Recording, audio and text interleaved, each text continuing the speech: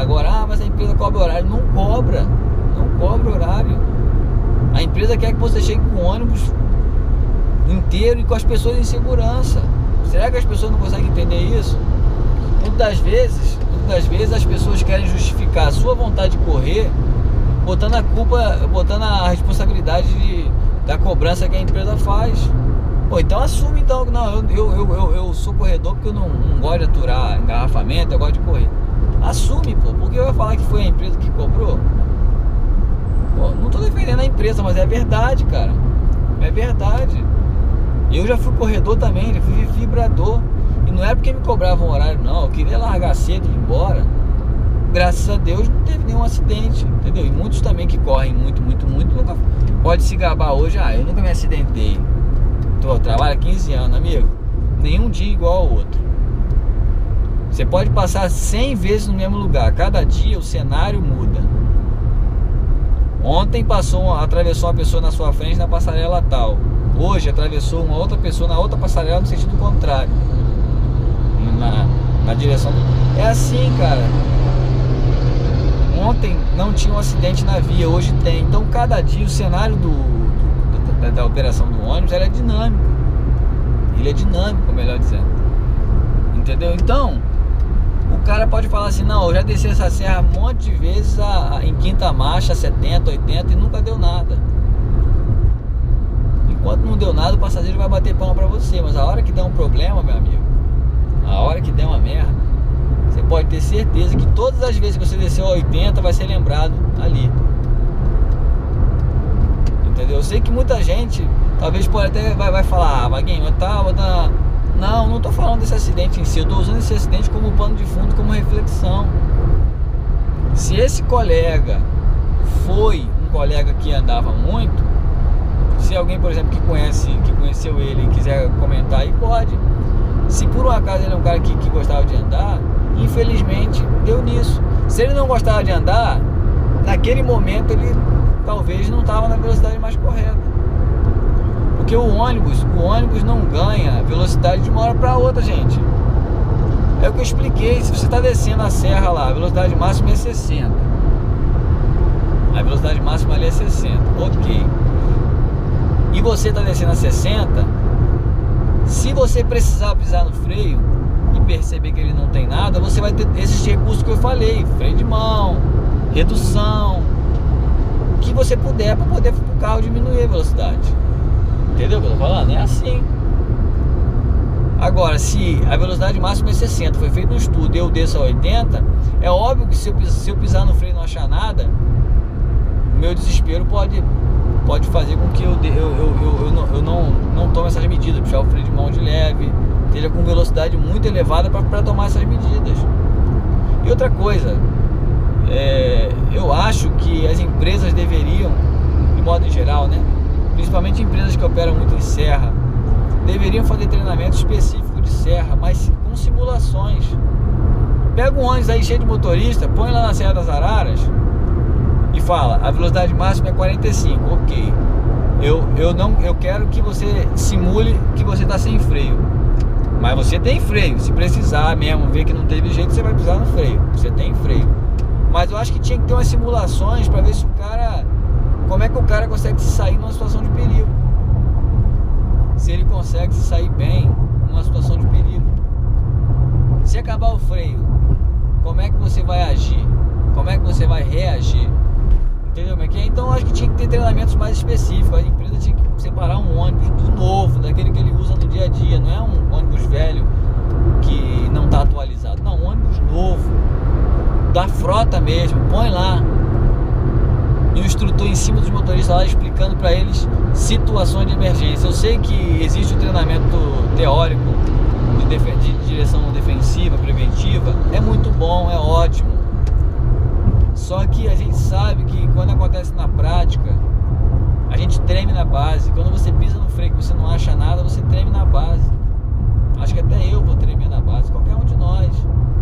Então, por exemplo, o policial, ele treina tiro. Treina. Mas eu vou te falar, um policial novato que treina tiro lá no centro de formação, muitas vezes quando ele chega aqui fora, que ele tem que encarar o primeiro tiroteio, dele treme. Entendeu? Porque olha que ele treinou, tirou bastante. Imagina um motorista que só treina a direção defensiva só na sala de aula. Então eu acho que esse tipo de treinamento tinha que ter, entendeu? Todas as empresas que tem serra, que é um agente a mais a acontecer esse tipo de situação, de acabar o freio, que é uma situação a mais propícia a acontecer isso, tinha que ter esse treinamento, entendeu?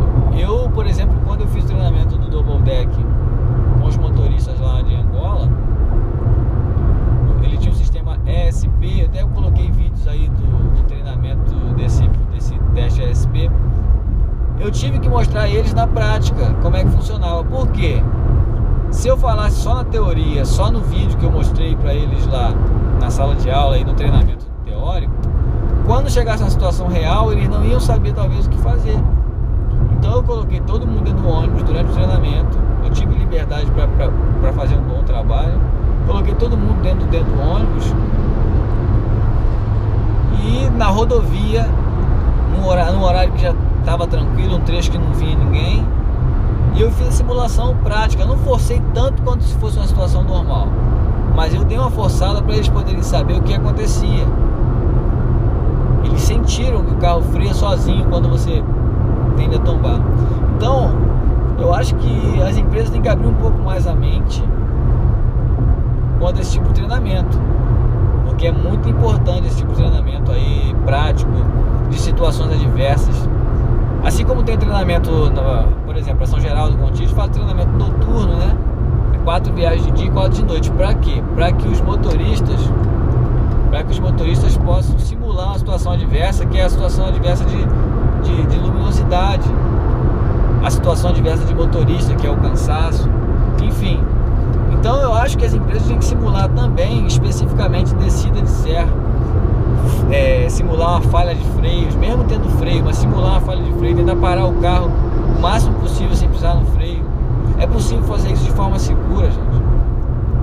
Talvez possa ter faltado um pouco desse tipo de treinamento para essa empresa que aconteceu esse acidente, entendeu? O colega, infelizmente, coitado, tentou de todo jeito, entendeu? Porque, como eu disse, eu não sei o que aconteceu de fato, se ele estava em velocidade e acabou o freio, não faço a menor ideia, mas que a perícia disse que estava acima da velocidade permitida, estava, entendeu? Alguém vai dizer, pô, mas claro, o carro estava sem freio, a velocidade aumentou. Mas se ele já estivesse, por exemplo, a 60, a 50, que a placa limitava no máximo 60, se ele tivesse a 60, 50, dificilmente ele chegaria a 80 por falta de freio, porque ele já teria tido tempo de ter tomado todas as medidas de segurança, entendeu? E outra coisa, o estresse também, né? Às vezes o estresse do dia a dia faz a gente tomar atitudes erradas. Só que a hora que esse mesmo estresse vem cobrar a conta é cara. Quantos motoristas de ônibus urbano aí, colega aí, trabalhando estressado, batendo alavanca, batendo transmissão, você vê que o cara tá muito puto, entendeu? Então, pô, o nosso lado emocional tem que estar o máximo equilibrado possível. Não quer dizer que ele vai ser perfeito, mas a gente tem que tentar ser o máximo equilibrado possível, porque quando a gente começa a deixar a raiva, o estresse, os problemas pessoais afetarem a gente, só tende no final das contas a dar problema. Você imagina, você ia gostar que o médico te operasse ali, uma operação de coração, rins, fígado, o que for, intestino, você ia gostar se o médico estivesse estressado? Você viu que o médico está verdadeiramente puto, querendo matar todo mundo, com raiva da mulher, com raiva do salário, com raiva de tudo. Você ia ficar satisfeito e tranquilo num cara desse te operando? Mesma coisa o ônibus. Quando a gente começa a fazer um monte de coisa, deixar o estresse dominar a gente começa a tomar atitudes erradas. Isso aí é uma coisa quase que natural, entendeu? Então a gente tem que brigar contra isso. Já que é uma coisa praticamente natural, a gente tem que brigar contra isso e dirigir com calma, com cautela, com tranquilidade, entendeu? Enfim, gente, eu lamento muito pela perda dessas vidas, mais um acidente. Infelizmente eu queria imaginar que esse foi o último, mas infelizmente esse não vai ser o último, porque a gente sabe que ainda vai ter diversas situações favoráveis a acontecer acidente. Nós é que temos que nos precaver o máximo para a gente não se envolver em acidente. Ok, gente? Eu espero que tenha me fazer entender, entendeu? A intenção não é de maneira nenhuma denegrir ninguém, só usei como tema para falar, entendeu? Mas a gente tem que se tranquilizar, porque